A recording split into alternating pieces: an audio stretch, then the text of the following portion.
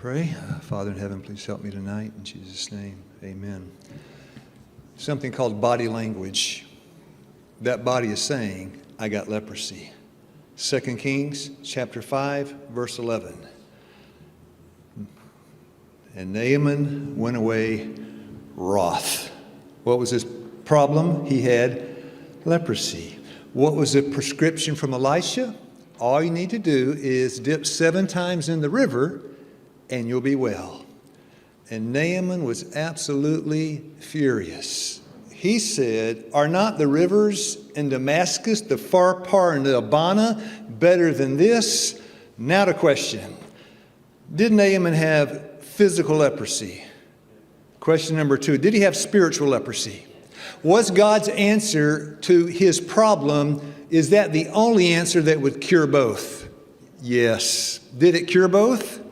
Dear friends, we got to do it God's way. He wants to cure physical as well as spiritual leprosy. That's why you got to do it God's way. Isaiah 55:8, your ways are not my ways. Proverbs 14, verse 12, there is a way that seemeth right to you, but the end thereof is the way of death. John 14:6, I am the way. He's the way to where? To life. And life more what? John 10:10, abundantly. Pretty simple. Now, I quoted Einstein just to start. It should be made simple as possible. Everything should be made as simple as possible, but not simpler. I like that, don't you? That's simple. Now, this is the question I wanted to answer again. It says, is there a connection between health and the way we dress? Okay, this is up in northern North Korea on the Russian border up there. That's why it's Russian on the building. And it's coldest place I've ever been. Well, neck and neck with Arctic Circle, Iqaluit. I saw something. I was on the street, probably 20 below, cold, and I saw a lady walking in a micro miniskirt. And I looked at he was a translator, youth pastor. I said, fashion. Dear friends, that is not Yanji. That is back home. 25 below, that woman forgot her pants. Isn't that true? I'm at 25 below. We are to be workers together with God for the health of both soul and body. Both are promoted by healthful dress. Now, is that healthful dress? 30 below? You don't think that's so funny, huh? 13:14. Will the devil do miracles in the end? Oh, yes. Will that deceive some saints? Yeah, which he had power to do to the sight of the beast and deceives them that dwell upon the earth. Right? Now, Patrick, some volume's going to be coming here in a second.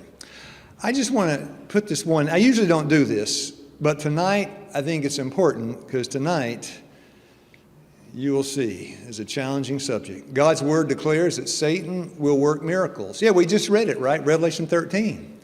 He will make people, what? Now, is this health evangelism? Absolutely. Make folks sick. Then will suddenly remove from them his satanic power, and they'll be what? Made well. These works of apparent healing will bring you to the test. All of a sudden, it's not just so much the seventh day and the first day or the Sunday and the Sabbath. It's more this kind of a test. It will bring you to the test. That's the subject tonight. Take it! Take it! Take it! Take it! Put hands quick. Show hands, I said, quick. Take the anointing! Marakate pialbakanti mante remo. Take it! Take it! That's all I'll show of that. That man, we call him a faith healer. That's going to bring you to the test. If the devil makes you sick, and then he withdraws his power when you get well, that will bring you to the test. Now, rationalism. I'm not going to read that, just to say it very simply. What I believe, what I think, is more important than what God says or what he thinks. That is rationalism, right? A first cousin to humanism. Now I'll read it. A belief or theory that opinions and actions should be based on reason and knowledge rather than on religious belief or emotional response. In other words, God just got in the back seat, now you're driving the car. Pretty simple, right? Now AI, this is, if you have not heard of Yuval Harari, he's one of the leading advocates in the AI movement. Maybe you've heard of him. He came out with a book that is the bestseller list. On the left, I translated the Latin. Homo means man, deus means God. The name of his book is Man God. This is what he said. I titled the book Man God because we really are becoming gods in the most literal sense possible. Last time I heard that, there was a snake in the garden. Genesis 3 verse 5, and ye shall be as gods. It's just a rehashing of what the serpent said in the garden. We are acquiring abilities that have always been thought to be divine abilities. In particular, the ability to, now can I change that to heal, create life? That's healing, right? The ability to create life. And we can do with that whatever we want. Now, migraines. I got a migraine headache. What am I going to do? Going to go down to the store and get some pills. I'd really rather do it naturally. Can't sleep at night with this migraine. Why not? Hey, latest research, lack of sleep triggers migraine proteins. So what would be a good first step if you have migraines? Sleep. There's a second and third step. First step, get enough sleep. And then somebody comes along and says, how about yoga? Now, for years, I worked in Southeast Asia. Here in America, we have allopathic medicine. That is the dominant practice of medicine. Allopath is traditional medicine as practiced at any given time in any specific geographic area. Allopath in the United States, you got hypertension, you go and you get a pill. Not in India, not in Pakistan. They got Ayurvedic medicine, they've got all Chinese herbs, all sorts of traditional treatments. So students would come into the schools and ask me, what do you think about reflexology or phrenology or iridology or acupuncture or Reiki? All of these different ologies and isms, what do you think? And no matter what I said, they had an argument. Rationalism, what you think, you believe based on what happened to you. And I didn't know what to do. And so tonight, I'd like to share with you Bible test, the way you test anything. I call it testing time. Pretty good, huh? Now, one of these I'm going to concentrate on because I had personal experience with that one. Not hypnosis. So let's take hypnosis.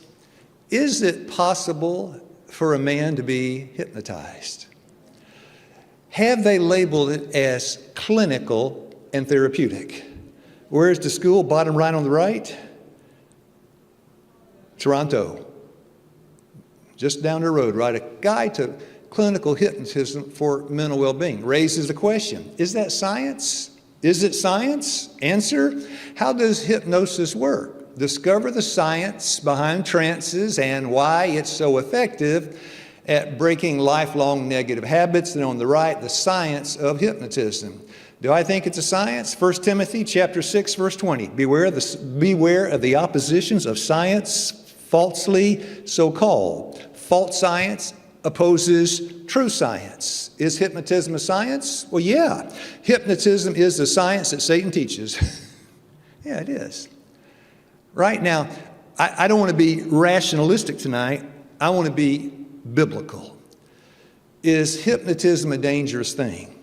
Let me rephrase that. One man controlling the mind of another man, is that a dangerous thing? Is that a treacherous thing? Right. Philippians 2:5, let this mind be in you, the same mind that was in Christ Jesus. I give Christ control of my mind, but not you. And I know where he's going, back to his word. Somebody prayed the Holy Ghost would reign in the church tonight. Dear friends, the Holy Ghost goes right to what Christ said. He will bring to remembrance that which I have said. We are to resist everything of the kind. To me, this is a very important subject because we are on the brink of eternity. And I know what's going to bring us to the test: false healings. We are not to tamper with mesmerism and hypnotism, the science of the one who lost his first estate. So here's the question: well, how does it work? The answer is, I don't know. I've witnessed it. I've seen someone hypnotized. In fact, I'm okay on time. I was in the military. A battalion of men is 1,000 men. On Friday nights, they brought entertainment in, gave us beer, free, right? We're sitting on a soccer field, and this might come out. Pull it. We got some cord here. I'm sitting on a soccer field. I like it. Sitting on a soccer field, 1,000 men, and they bring out a magician that Friday night. And he comes out and he does some tricks, and we're all laughing, and we're drinking and everything. Then he asks for 12 volunteers. And friends, I knew some of the ones that went up there. There were guys that, they weren't actors. 12 volunteers. He said, stand in a line and face the people. And they did. And he said, we're at Fort Polk, Louisiana. How do you like it here? And he started walking in between each one. How's the food here? Of course, the answer, do you miss your wife? Are you looking forward to getting out of this place? Just chit-chat. He got down to the other end. And then he started in again.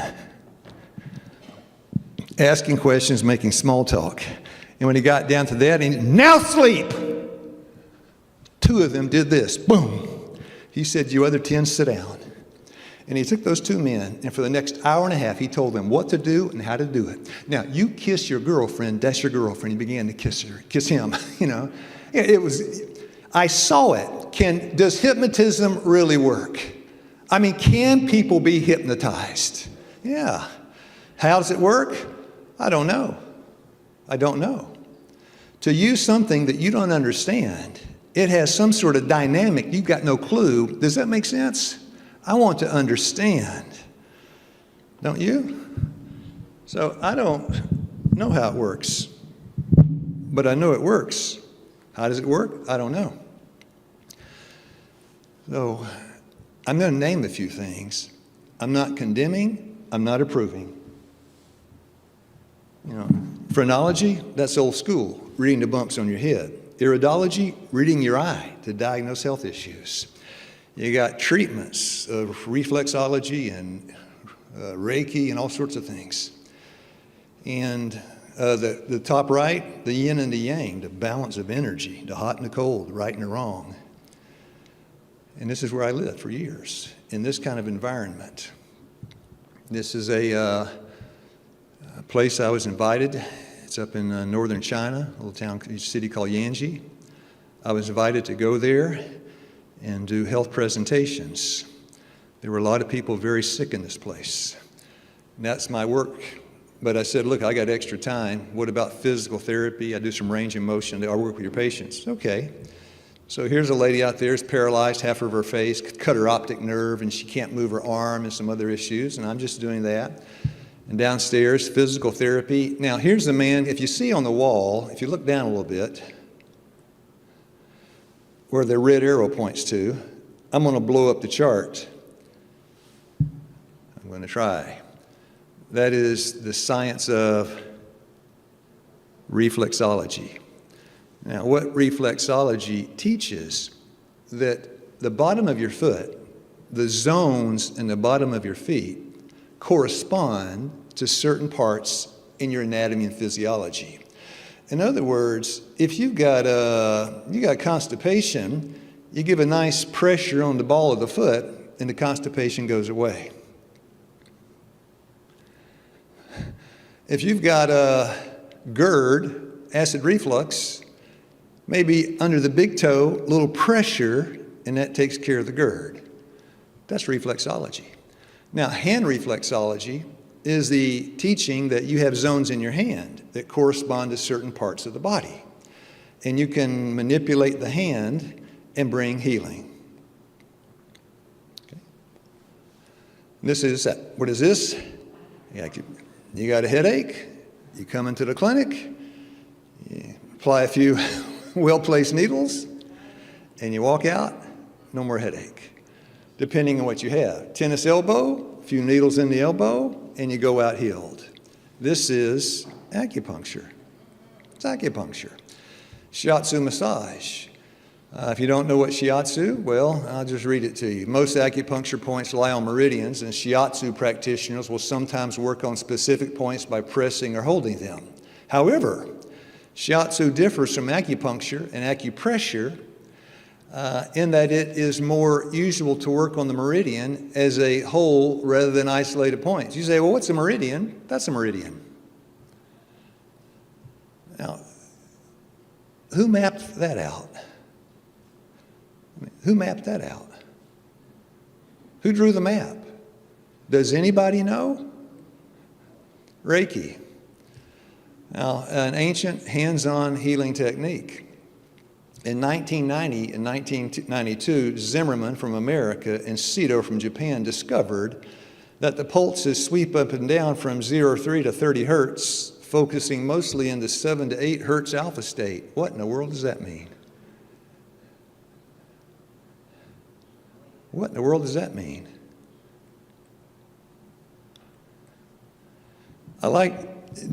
Is touch a great gift from God? Oh, yeah. Yeah. Is a baby like to be touched by its mother? They got this, this idea in the hospitals now that if a mother handles the baby when it's young, it's a bonding thing there, right? And that's followed by the breastfeeding. It does something for the relationship. Isn't that great? This is therapeutic touch therapy. This is therapeutic touch therapy. This is what it is. Of course, when you do this, you never touch the patient. And this is the dynamic involved in all of the different healing processes. It's called TNT. You hover over the patient, but you never touch them. I'm going to blow this up. This is, can you tell what university that came from? It's Penn State, Clemson, USC. This is not some kind of crazy stuff hidden in a closet. This is what they teach. The formulator, the inventor, was a nurse on the staff at New York University. What is the energy field? In the ancient medical systems of India and China, the energy field is described as life energy.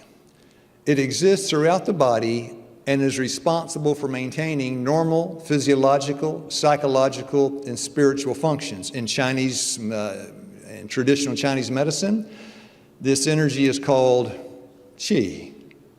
In India's Ayurvedic medicine, it is called prana. The idea put forth is that you have energy in your body. And illness is the result of out of balance energy.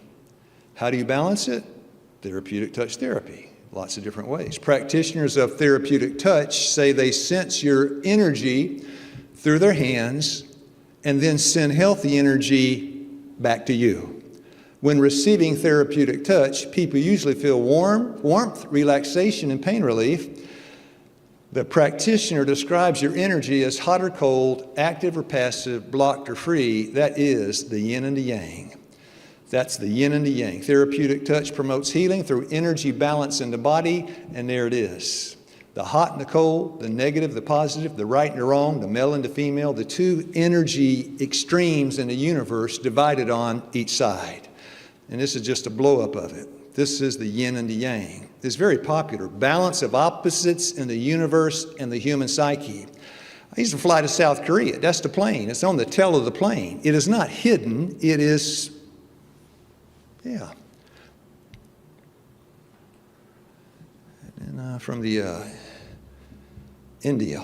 In Indian thought, each of the centers of spiritual power in the human body are considered to be 7 chakras in number. And there's where you find them. I said a couple of nights ago I was a rock and roller. One of the bands, Earth, Wind, and Fire. That is the cover from one of their later albums. What do you see? The 7 chakras. ultimate guide to your chakras. Discover if you're blocked and how to quickly. The problem is you're sick because one of your energy centers is blocked up.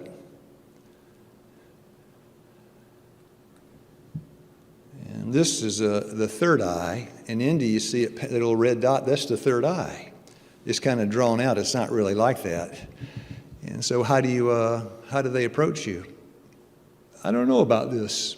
Is it dangerous to open the third eye chakra? I'm afraid of opening my third eye.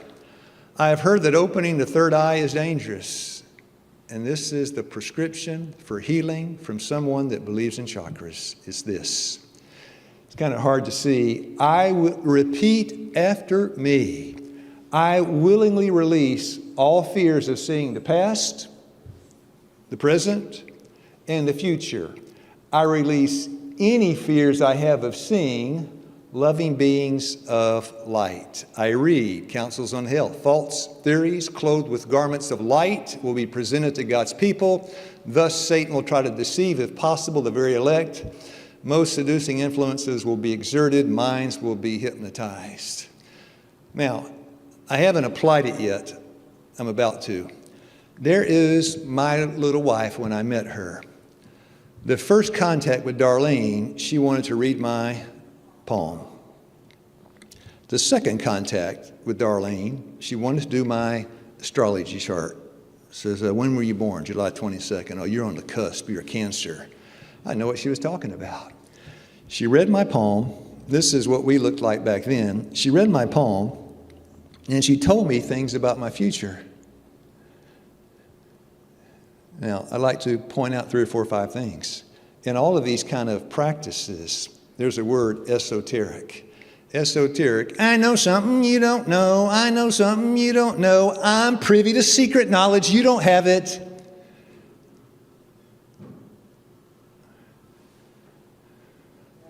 Yikes. And so Darlene was involved in what you just saw, quite a bit of that. And she got me involved in some of it. Just one example. She had a lot of books on reincarnation. Of course, you know, the belief that it's a Buddhist belief, it's a Hindu belief, I want to blow it up so you can read it. Origin of the soul and the purpose of reincarnation. See what it says in the red? With past lives of Jesus. What was Jesus before the incarnation? And then what was he before that? And what was he before that? And Darlene had bought into all of it. And there was one man she was reading about who would heal people across the world. And he'd go into some kind of trance and do an operation with his mind, all kinds of things. I didn't believe anything. I was stone cold skeptical of anything. I didn't believe anything anybody said. My wife believed everything. And now, I'd like to kind of zero in on one thing, if I can get this. Now, if you're Italian, you know what that means. I'm not Italian, but I know what it means. If that lady is in Venice or somewhere and looks at me and does that, what she's saying is, why don't we get around to spaghetti? That's what it means. That's what it means. Why don't we get around of spaghetti? Now, I'm Irish. Are there some hand signs that should make you blush? I'm not going to demonstrate any. Are there some vulgar hand signs I can make in the church and you would recognize them? And you would think, what in the world is that guy doing up there making those signs? Even if you don't understand it, other people in the church might. You want to be careful. 1 Thessalonians chapter 5, verse 22, abstain from the appearance of evil. So, body language. Salutation to sun god. I'd like to look for a little bit at yoga. Salutation to the sun god. And I'd like to read something about the author. Lecture extract, the sun is the God of the Bible. That's what he teaches. This is what they teach. And they teach you how to worship the God of the Bible, which is the Son. Now, I wouldn't be so interested in the subject if I had not read God's people are going to be brought to the test. They will be made sick, then they will be healed, and this brings them to the test. We had our medical director, Marjorie Baldwin, at Wildwood Hospital when I got there. She taught a class on God's healing program. She said a lady came to her. She was ready for a hip replacement, terrible pain in her hip. She said, I went down, saw a faith healer in one of these meetings. I got healed, no pain in my hip. I can walk just great. Of course, Marjorie's Christian. She said, if that healing was with the devil, would you want it? And the lady said, no way. And Marjorie said, let me pray. And she prayed, Lord, if this healing is not from you, please take it away. Instantly, she tells this story in her class, instantly, all the pain came back. Would you rather die in pain than to be healed by the devil? It will bring you to the test. So how do you worship the Son God? No, really, how do you worship the Son God? Well, there are certain poses, certain body language, certain gestures that their God, the Son, accepts as worship. Today we call it yoga. Yeah, the Hindu, when they see yoga, they see something different. So there is a Hindu sun god. Got a lot of arms, doesn't he? Almost as many as that lady. A lot of arms. And as you go back into the temples that are dedicated to sun worship, what you see, and I'm going to flash up a few, you see the carvings on those walls from ancient sun worship being replicated by the practitioners of yoga today. Here's an example. By the way, what is this little lotus position? What's that little, there's a better picture of it. What in the world does that mean? That's what it means. That's the sun worship. That's what it means. That is the sun worship. Now, the Day of the Sun, Sunday, was a day devoted to the most vile of the heathen worship, for it was celebrated in connection with sun worship. I censored that picture. If you came into this church Sabbath morning and you assumed that position in the yoga salutations, would you call that vulgar and unacceptable? Because even if you don't know what yoga means, you can look and say, all right. So what kind of worship service, and I'll show you some more. I've censored everything. If it's whatever, I got it censored. What kind of worship service would be conducted by people in these positions? The worship of the sun. If you've never heard this before, I'm sorry. But either what comes from above what comes from God leads to God. What comes from below leads below. And you have to ask yourself, iridology, reflexology, Reiki, all these sciences, are they valid? And do they come from above or below?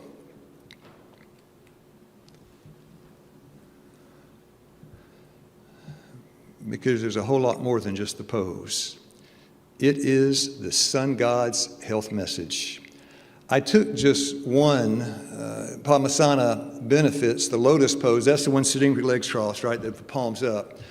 The lotus pose is more than just a stretch. I read out of that article. You can go home and read it yourself. Because of the way the body is arranged, the lotus pose is said to help put healing pressure on the stomach, gallbladder, spleen, kidneys, and liver. Overall, it helps change the metabolic structure and brain patterns to create balance and harmony throughout the body.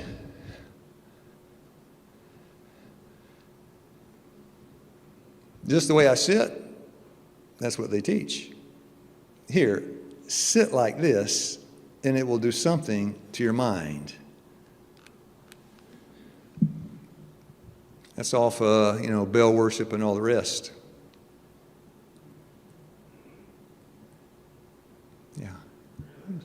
Well, yeah, it's the salutation to the sun god, the yoga poses, are carved in the walls of the temples of those that worship the sun.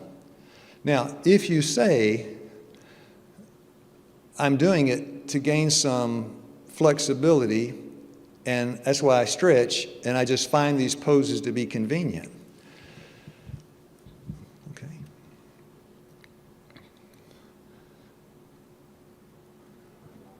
I don't know.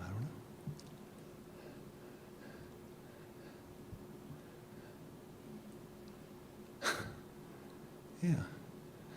It's a whole catalog of positions assumed to worship what they say is the God of the Bible, the S-U-N.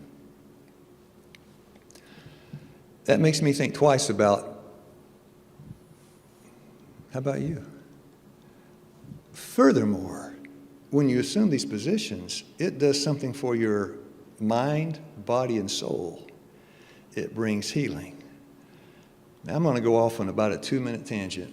There are 10,000 things out there today. I'm kind of focusing on the Far East. But in Canada and the United States, you got live blood testing, kinesiology, and I could just start naming them, but it probably caused some controversy in the church because some of you use them. There are multitudes of what some would call natural remedies, but they don't require you to change. You can do the natural remedy, and you can go to the far part of the Bonner River and not have to change anything. God's plan will bring you down and cut your stilts of self-exaltation right off. Ask Naaman. It's just, they don't require obedience to God's health laws to get well. So, sun god, inverso, primeval gods, boom. Yeah. Now, I was in Brazil, and it was Portuguese, of course. The meetings were being translated, and the man told me. Now, he had not been, he was a converted Seventh-day Adventist. He was translating in the meeting. He said, "What's the subject tonight?" I said, "Spiritualism, New Age." He said, "Okay." And I named a few. He said, "I know a lot about that." I said, "How?" He said, "I was a translator for the yogi over there in India." And I said, "Yeah, we'll be looking probably closely at yoga." He said, "Yeah, I was into that. I translated for that. And over there, we taught the yoga of Jesus." What? The what? He said, the yoga of Jesus. It's very common. That's Jesus doing yoga. Who's he worshiping? Come on, the sun god. Yeah. Now, what I'm going to show you, don't go looking it up on YouTube. Okay, this is a YouTube channel. Don't go look at this. Yoga with Jesus. Take a few minutes out of the busy Christmas season and engage in the gentle yoga prayer practice to honor the hope that Jesus brought into the world. Find us on Facebook. Now, when I was an atheist, if you had shown me what I'm showing you, I'd have thought that's a bunch of baloney. If you had told me about a great controversy, I would have said, you've lost your mind. Even when I was baptized and came into the church, and then for 4 years, I was a pastor in the Dade County Jail. And I went there. I would take young people with me. I was in my late 30s. I would take young guys into the jail. We do the ministry there. And I'm there with a young guy. We're doing a church service. And one man wants to stop and talk to me after the service. So the jailer took everybody out. So locked up room. He left the man in there. The students, his name was Mike, sitting right beside me. And the guy started pleading for me to give us some kind of message to his wife. And I can't take letters. That's a practice. You can't take letters of the inmates out of the jail. So he wanted me to give this to his wife. I said, I can't. And that man started cursing and swearing and had lost his mind, and he was saying some of the things. And then 20 seconds later, he was crying and weeping and asking God for help. 2 minutes later, just cursing, violent, spitting. 2 minutes later, just weeping. And we walked out of there, what Mike said, the kid Mike said, he said, that was the great controversy. Do you really believe in demon possession? Today, in medical societies and mental health things, we have the mental health. What do you call that book now that catalogs all the mental health diseases? There are 457 of them. Not one time do you see anything about possession of the devil. Never once. We talk a lot about bipolar and stress and panic attacks and depression and identity crisis and schizophrenia and all the rest. And the eating disorders too is kind of, but nobody ever says, in society, nobody ever says anything about demon influence, do they? It just doesn't exist. If a politician in America said, well, maybe the devil made me do it, they vote him right out, right? It's not recognized. But that kid in that jail said that was the great controversy. And that was the beginning of it. Because in Southeast Asia, I was in the Adventist church frequently. And we would sit there, and somebody invariably would jump up, start screaming and spitting, and they're talking with a man's voice. Nobody blinked an eye.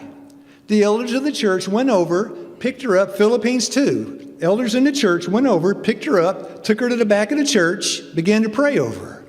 And everybody else, the service went on. Now, we had 2 students from America. They had never seen that kind of thing, because in America, in Canada, the devil works incognito, right? He does not work outwardly visibly. But in some countries, it's outright and bold.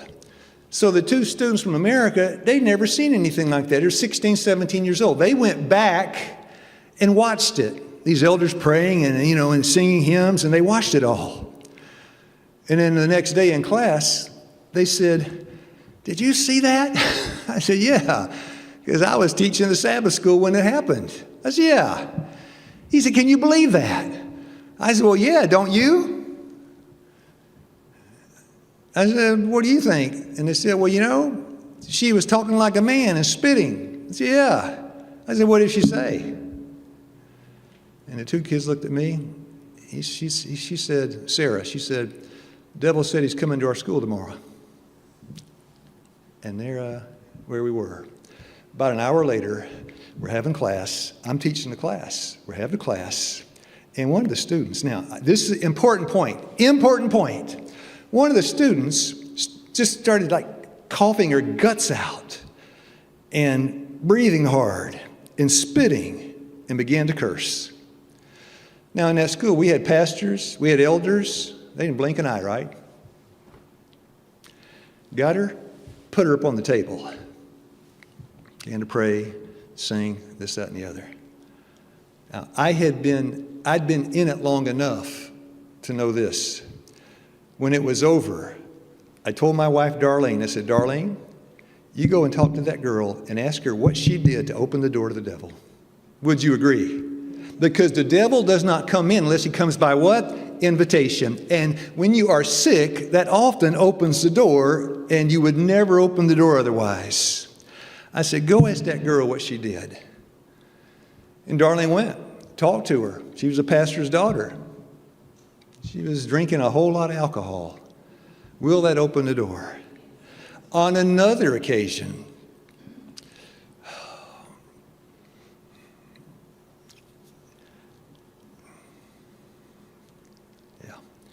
in the Bible, they brought all their books and they burned them, right?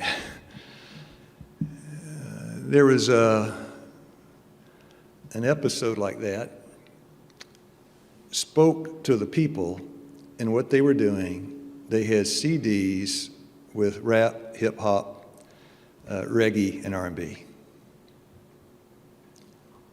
Yeah. Ken music open the door to the devil. Yeah. And then you could fill in the blank. There are a lot of things that could extend the invitation. What we need now is we need a blockade against anything. We don't need a welcome mat. We need a go-away mat. And I study this because this is one where the devil comes and catches us off guard. Most of the people in the church would probably think hip-hop music. You would probably say, well, the lyrics in hip-hop and the beat, that's infidelity, moral breakdown, and disintegration of the home. Nobody would argue. That's the theme. And we know it has an impact on our minds. But what's the problem with just assuming a pose? It's more difficult to see. Abstain from the appearance of evil. Isn't that kind of inviting? Here, let's just, yeah.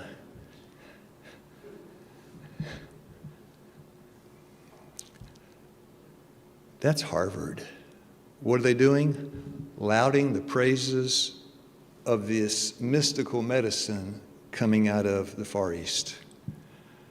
They say it works. And I doubt Canada is any different.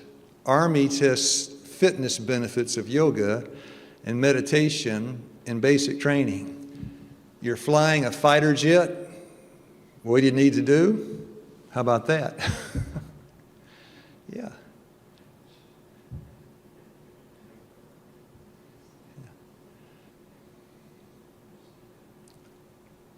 Yeah.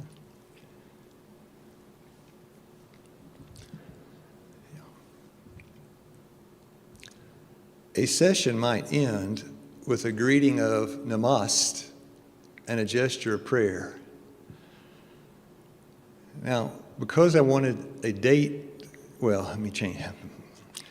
I went to one of these sessions. Darlene was involved in it, and I was as secular as the day is long. In fact, the first date with Darlene, I took her out for pizza and beer. I never heard of a feminist. Perhaps you have not either. But we went out for a pizza and beer. I went to pay for it. Now, a feminist will say what? Huh? Yeah, I never heard that before. Darlene said, I'll pay my half. You will? Then we went out to get into the car. Of course, I opened her door, and she said, I'll open my own door, thank you. Okay.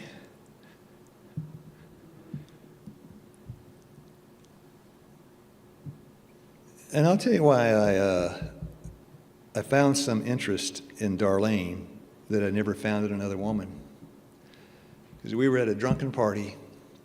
Some emergency room doctors had brought all these drugs and were handing them out. And there was the man that had the party had a dog chained to a bumper. It was August and the sun was beating down. We got back home and I watched Darlene pick the phone up and heard her tell that guy that ran the party, you need to get the dog off that bumper and give it some shade and some water. I never heard real words in all my life.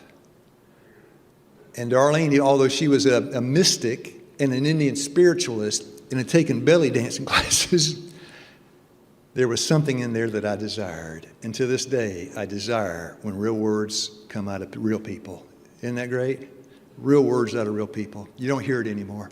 In Washington, it is taboo, same in Canada. You cannot say modesty in Washington. You can't. Can't use the word. Can't use it. There are a lot of words you cannot use. Hollywood, Wall Street, Madison Avenue, Washington. There is a list of taboo words you cannot say. Anything that would bring in the suggestion that there's a right and a wrong, and this is not the yin and the yang. This is the Bible. The right and the wrong, it doesn't exist. Because in Washington, in the States, anything goes. We are a secular humanist country. And we believe we have the power of God. AI, right? And I was just thinking, wow. The session might end with a greeting, a namaste, and a gesture of prayer. So I got into all this. I remember sitting there trying to hypnotize myself. Darlene and I were shooting for an out-of-body experience and doing these other things. My dear friends, it's different now. I'm a Seventh-day Adventist. You tell me, does God extend protection if you don't know? Yeah. Oh, yeah. For me today, I stopped drinking 35 years ago. For me today to go back into beer joint, would that be different than 35 years ago? No, is it night and day difference? Because now I know now. I know. I was in New York doing some things with a Bible worker. This was last year. She said, I'm going over to this house and I'm going to tell this couple they cannot shack up. They're not married. They got to this, that, and the other, and they know it's wrong. I said, how do you know they know it's wrong? If you're shacked up, and I was for a year with my wife, if you're shacked up and you don't know Matthew 19, you don't know, is it different than if you know? Yeah. And if you got all these yoga poses and everything, yeah. And you don't know, it's different. But question, friends, do you want to know? Do you want to know if what you're doing is recognized by heaven and hell as a salutation to the sun god? And if this is the way they stand, whatever, I don't want to stand that way. I don't want to. Because there might be some Hindu in the church and they think I'm a what? Yeah, a sun worshiper. I want to know. The session might end with a greeting, a namaste, and a gesture of prayer. A moment for meditation, at which point participants, who are they praying to? Who are they praying to? The universe, if you try to pin somebody down, they might say Baal. If you're reading the book of Jeremiah, they might say Baal, they might say something. But it's not so important who they're praying to, it's who they're not praying to. And anything that distracts you from the true God has led you to a false God. Isn't that right? Because, regarding prayer, come on, Hebrews 11, verse 6, without faith it's impossible to please God. So I come to God in faith. Faith is believing in Him. That's Hebrews 7:25, He ever lived to make intercession for us. So now I'm working with all kinds of people that got strange things. What do? Pray. Say, Lord, set them free. Anyway, I hope I'm not roughing anybody up. I don't want to rough anybody up here. Session might end with a greeting and a namaste and a gesture of prayer, a moment for meditation, at which point participants may be encouraged to repeat the sacred word. And this is how it works. I have seen it. You raise your hands up. This is when I was an atheist. You raise up your hands, and the person leading the yoga group says, now, clear your mind. Let your mind go blank. Open your eyes, not the physical eyes. Open the eyes of the Spirit and invite the energy of the universe to come into you. Make your mind a blank and repeat after me. And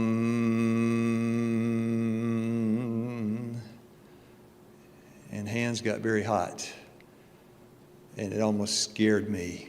I was not a Christian. Is it very real? Oh yeah, it's very real. Thought you were a health evangelist. Well, my dear friends, this is health evangelism. This is evangelism, which Buddhists and Hindus regard as a primordial sound which brought the universe into being.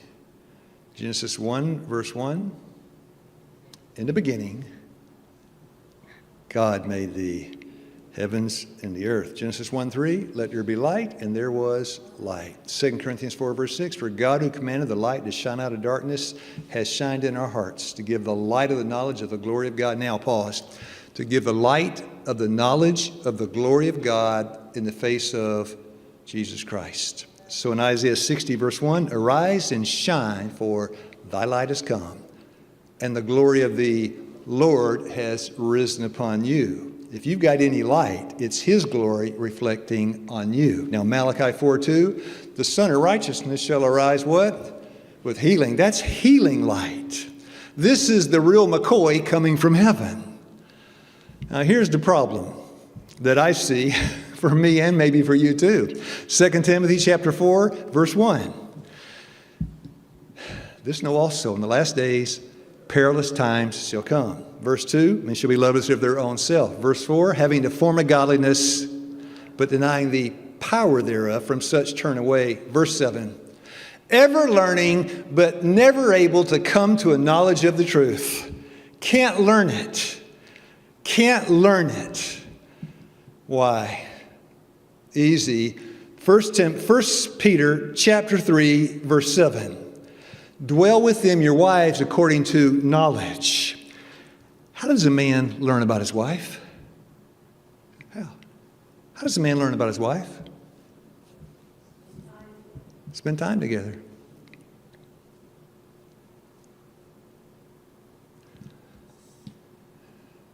Now, I got a question for all of you. My wife said, Lew, this was a long time ago. This is not recently. She said, I want more of your time. I said, I give you a lot of time. She said, I want, starts with a Q, quality time. I said, what's that? She said, turn that cell phone off. Take that phone off the hook. Lock that door. Give me your undivided attention. Friends, that's the only way to withstand the assaults of the enemy, is to give Christ our what? Undivided attention. That's quality time. And if you're distracted, it will not work. The purpose of all this is to distract you. I said live blood testing and kinesiology, and I'm reluctant to say anything else. But I know people, their mind is just possessed by that. It's all they can talk about, all they think about. And they say, well, my naturopath told me this is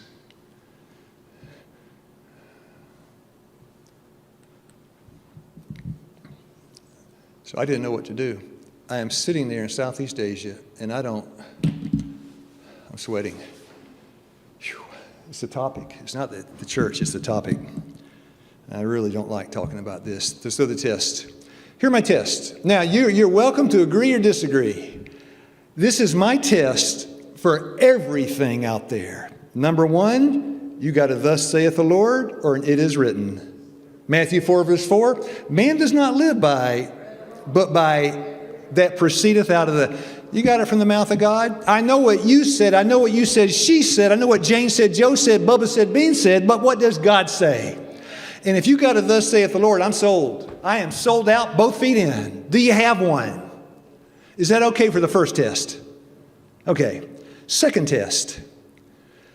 We go to China and we talk about the evils of caffeine, but there's nothing about caffeine in the Bible. You do not have a thus saith the Lord on caffeine. You have one on the principle. People don't want to hear a principle that's a Buddhist. They want some facts. So to convince people that caffeine might not be the best for osteoporosis, what do we roll out?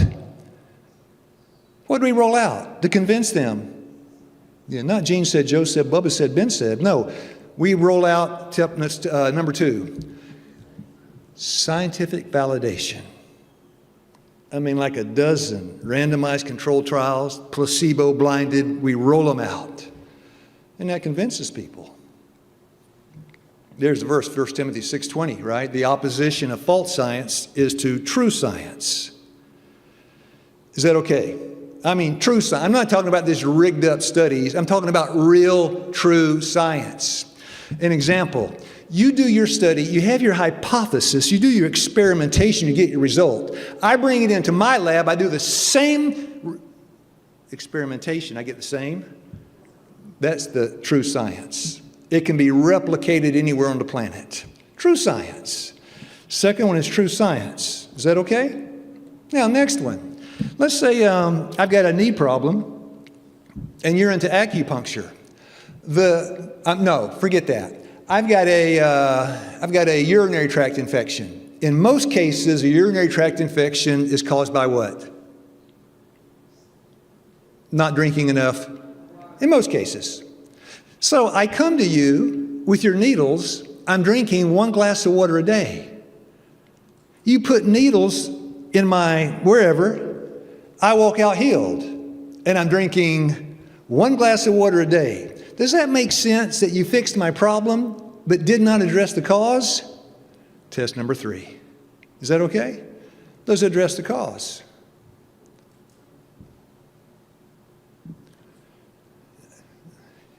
Okay, yeah, I buy into that. Thus saith the Lord. Some real hard, heavy, true science that I can replicate in my lab. Number 3, did you address the cause?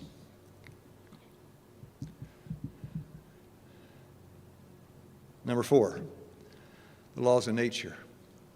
Now, let me expand on that just a moment. Is the body governed by health laws? An example, if you sleep 2 hours a night, after a couple of weeks, well, you have a problem. Yeah. If you're an example, here comes a man. He says, Lew, yeah, I got advanced cirrhosis of the liver. Oh. He said, I drink a quart of liquor every night. I say, oh.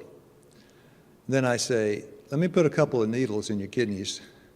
Bye-bye, you're healed. Is that insanity or what? Now, what should I tell him? Hey, stop drinking. It's so simple, right? Laws of that's a law. Boom. That's a law. Laws of nature. And I thought I threw a couple of statements in here, written to Dr. Paulson. Use nature's remedies, water, sunshine, fresh air. Now, if you have a foundation, and the foundation is crooked, then your life will be crooked. That's our foundation, the laws of health. What do I mean by that? That is what? A scientifically proven, natural vasodilator. Does garlic, is that an aid if you have hypertension? Yes, dear friends, but it's nothing to do with the foundation. That's not the foundation. If you have hypertension because you're not sleeping enough, you're eating a junk food diet, you're getting no exercise, and you're taking garlic, makes no sense. Nothing wrong with garlic. Take some garlic. Put hot towels on your kidneys as you address the cause, because the cause is not lack of hot towels and garlic, right? It is. So simple. The foundation. Test 4, the laws, the foundation. And in about 8 minutes, I'll tell you why I picked this subject tonight. Test number 5. Is this okay? Counsel. Is it good to get some counsel? Yeah. Now you choose carefully who your counselor is, but I'm going to get some counsel from Secular University, Montana, about growing blueberries. If you want to grow blueberries, these are the people to ask. But if you want to grow a Christian experience, don't ask the folks at Montana State University. Right? Who would you ask? Now, who would you ask?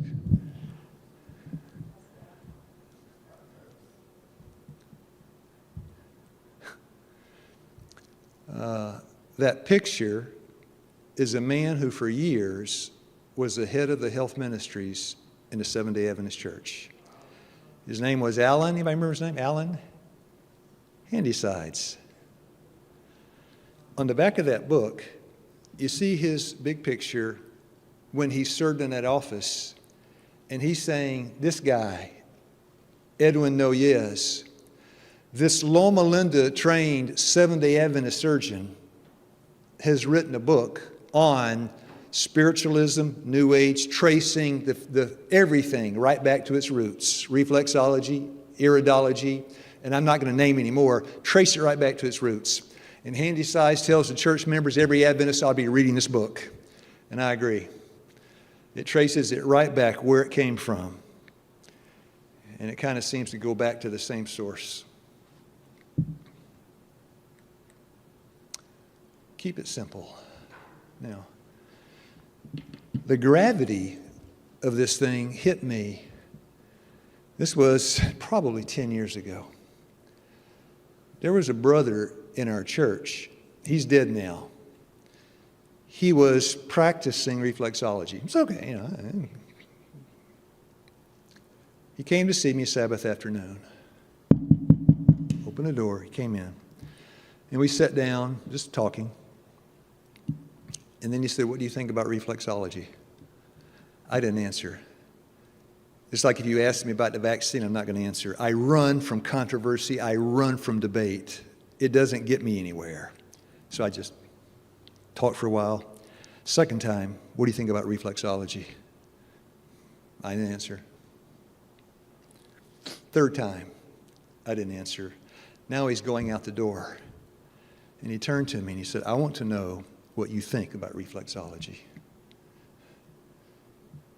"Do you really want to know?" He said. "Yes, sit down. Number one, do you have a 'thus saith the Lord'? You got any Bible evidence whatsoever?" Answer, no. "Do you have one lick of science? Do you have any kind of science on planet Earth that would validate what you're doing?" Answer, any kind of science linking the bottom of the foot with these systems in the body, the pulmonary system, the gastrointestinal system, all these, no. When you practice, do you try to address the cause? No. Do you follow nature's laws? No way. And then the last one, what about counsel? I said, all the major doctors in our church, Neil Nedley, Winston Craig, Roger Swelt, I can name 50 Adventist doctors. I said, every single one of them condemns that as absolute rank spiritualism. All of them. He looked at me and he said, "I want you to know, I have raised 2 men from the dead using this finger." And I thought, once the devil gets his hook in, it's almost impossible to get it out. And he left. Today's dead. Now, my dear friends, I don't know if you know, but we don't have any power whatsoever. Somebody asked me if we had a deliverance ministry. 7 sons of Sceva got stripped down and almost killed by the devil. No, I'm not going to cast out any devil. I don't have any interest in going to war with the devil.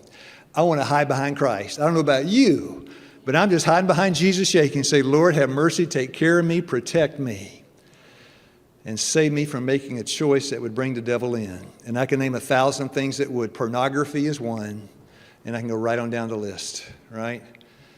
Keep it simple. And that's why I like the health message in the church. It was so simple. You go out to the garden, you pick a sweet potato, you can bake it. You can't eat a sweet potato raw. You can bake it. You can boil it. Don't fry it. And you steam it. You just eat the thing. And I thought, I can understand that. And now, I'm on the clock. Got 5 minutes. You know, today, a challenge we face, I end where I started. Elisha told Naaman, "Get in that water." That was what kind of treatment? Starts with an H, hydrotherapy treatment. Here's the problem. I worked at Wildwood Hospital back and forth 2, 3, 4 years. Mostly I was overseas. If somebody came with a splitting migraine, Dr. Grievous would order up a hot foot bath. Because when the vessels in the feet dilate, the ones in the brain contract. You can't have all your blood vessels open at one time, you're dead. And so, hot foot bath. So people would come to Wildwood. Number one, they're not going to pay a mountain of money to have their feet put in hot water. Would you agree? And so we charge $30 or so, and the guy's watching Charles do the treatment. He takes his socks off, prays for him, puts his feet in hot water, keeps the water hot for 20 minutes, pours cold over the feet, dries them off. My headache is gone. Then the guy goes home. 3 days later, I need to think, hey, if you can turn it back on, Patrick, because I got one more picture. Then 3 days later, the guy has another headache. What's he going to do? Huh? Yeah, but where is he going to go to do it? At home. We call it simple home remedy. That didn't come back. We can't make any money. And on top of that, to give a general revulsive kind of a treatment, it takes one technician, 1 hour, and then you got to clean up afterwards. Dear friends, in the modern nursing world today, it's one nurse with 9 patients. In God's plan, one-on-one.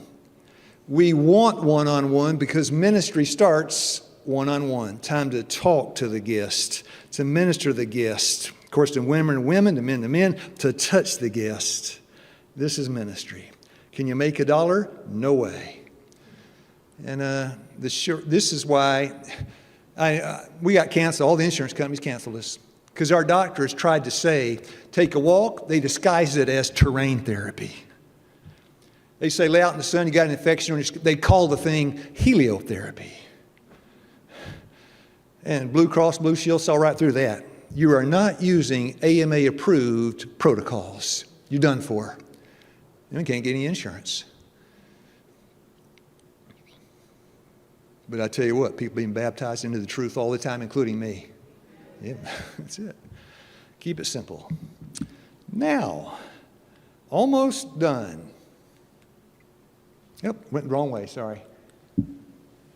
Natural means, used in accordance with God's will, bring about supernatural results. Want to see a miracle? Give a hot foot bath. I've seen 2 outright 5-star miracles in my life. But friends, why the emphasis on simple and natural? And if you don't know, you're going to walk out of here and be glad you came. This push, and I say it 50 times a day, right? Simple, simple, simple. Why the push towards simple and natural? Very easy. Because when I was in Africa, I asked a question. I was in Africa. We were doing a program there, and it was a tough place. They got falciparum brain malaria and almost died.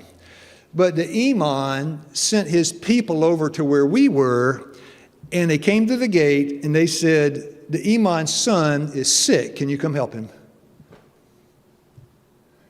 Can I take 3 extra minutes? I'm really going to stop. Is that all right? So went over there, and the guy looked at me. When they opened the gates, there were 40 guys. It's Ramadan down there praying on their mats. I walked right through them. Went up to the man there, and he said, my son, I think he's dying. I said, let's see him. He came out. I said, we'll give him a treatment. He said, what's that mean? It means you get a bucket of hot water. You got any ice? He said, yeah, we go buy it at the store. I said, buy some ice, get a bucket of ice water, a bucket of hot water. He said, okay.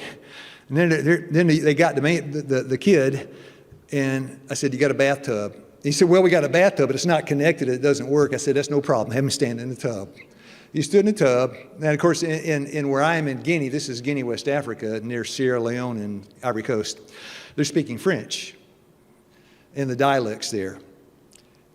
I couldn't speak the language to this kid. I said,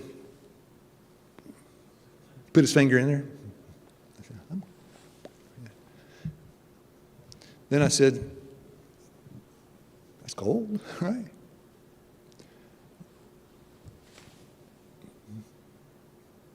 I took the hot water, slowly poured it over him standing in the bathtub.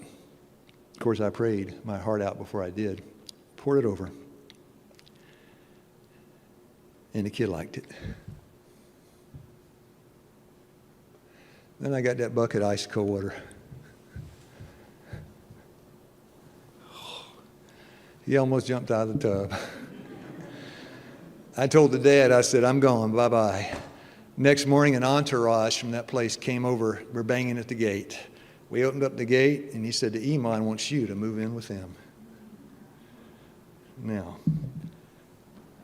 that is why every remedy that we use is a biblical symbol of Christ. The sun, right, needs some sunshine. Malachi 4:2, the Son of Righteousness shall arise with healing in his wings. The bread of life, John 6, unless you eat the flesh, drink the blood of the Son of God, I am the bread that came down from heaven. Bread. water. John 4, verse 9. How can you, being a Jew, ask me, being a Samaritan, for a drink of water? Because the Jews have no dealings with the Samaritans. I'm here to give you some living water. Water is the sign of Christ. Fresh air, he breathed life into Adam.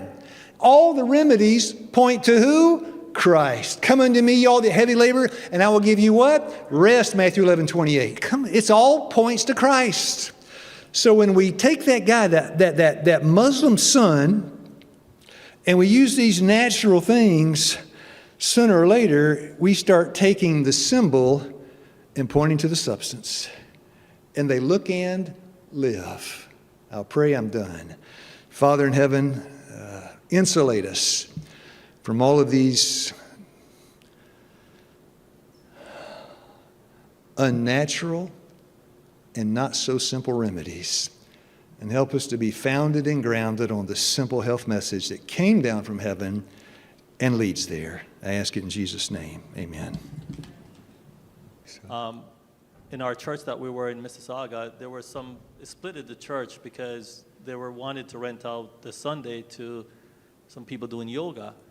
So some people saying, well, there's some health benefits to it, and some say, well, no, it's not of God, and so forth, so forth. So what would you suggest in terms of stretching with beneficial stuff? I don't doubt that yoga is really good stretching. Would you agree? There's some good stretching.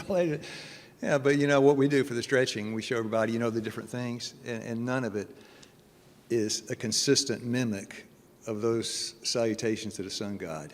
You got to work to try to mirror that. It doesn't come natural. It's there's a lot.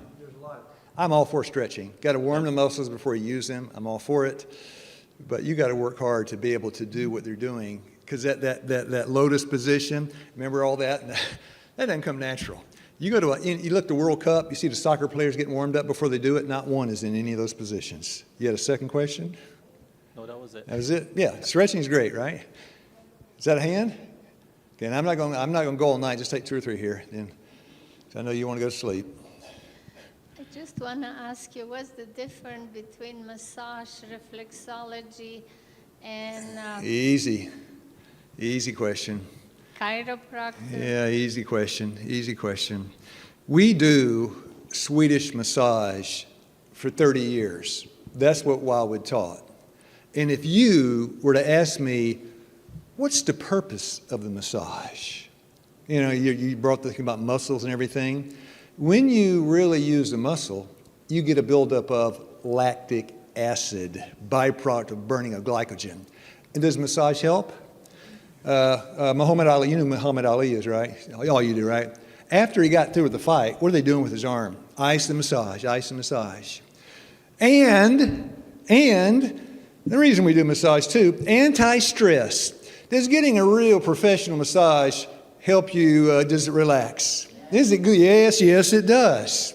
We don't claim there's any powerful things happening as we do the massage. I was in a meeting. One of the patients in the hospital said, I give Indian massage. And he came into the meeting, said, I want to give you one. He was a guest. I said, okay. I was sitting there. He got behind me, put his arms around me, never touched me. Put his arms around my head and started saying, hoo, hoo, hoo, hoo, hoo, hoo. We don't do that. We just do, circulation. Rub the arm, turns red. It increases circulation, relaxes, drives out lactic acid. That's all it does, right? Balance your mind out. So, no. Is there one more? I learned my lesson on that one too. Okay, my dear friends, you have a nice sleep tonight. I think we're going to sing a little thing before we go out. You have a nice evening tonight. And I'll miss you. As time's winding down, I'm going home soon. Today I had my last walk up there, did my road work, and I thought, I'm going to miss this place. God's good.